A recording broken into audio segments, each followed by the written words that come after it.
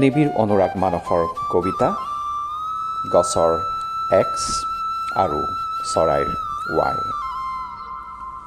বীজগণিতৰ সাধাৰণ তত্ত্ব অথবা পিতাইতকৈ পুতাইৰ বয়স উলিয়াবলৈ ধৰা হয় X আৰু Y।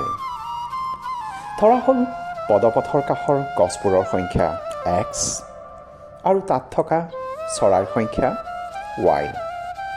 আকৌ দেখামতে জলাশয়ৰ মাছবোৰ ফিচাবিহীন, হেলুক চেচুৰবোৰ ভৰিত লাগি শৈশৱক জুমি চাব পাৰি। আমি জানো যে গছৰ অম্লজান আৰু চৰাইৰ সহায়েৰে পুৱা গধূলি ভাতৰ কাঁহী ভৰে। শগুনবোৰে শিমলু উৰিয়ামত ঘৰ সাজে বুলি আপুনি কিতাপত পঢ়িছেই চাগৈ। এই যে আমি আত্মনিয়ন্ত্ৰণৰ বাবে সংগ্ৰাম কৰোঁ, জীয়াই থকাৰ সংগ্ৰাম, ঠিক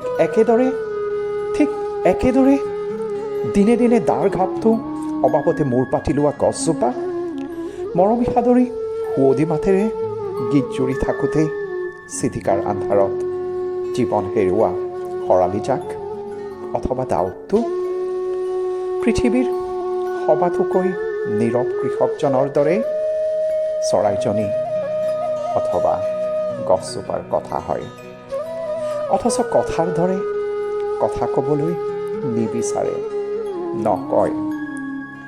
চৰাইবোৰ মাৰিলে, গছবোৰ মৰিলে মানুহবোৰ মৰি নাযাবনে?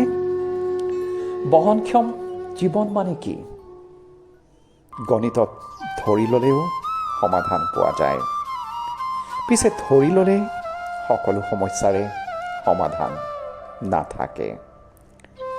এনেকৈয়ে থাকিলে এদিন ধৰি ল'ব নালাগিবনে? ধৰা হ'ল পৃথিৱীত এবিধ জীৱ প্ৰজাতি আছিল, যাৰ নাম হ'ল মানুহ, অমানুষ।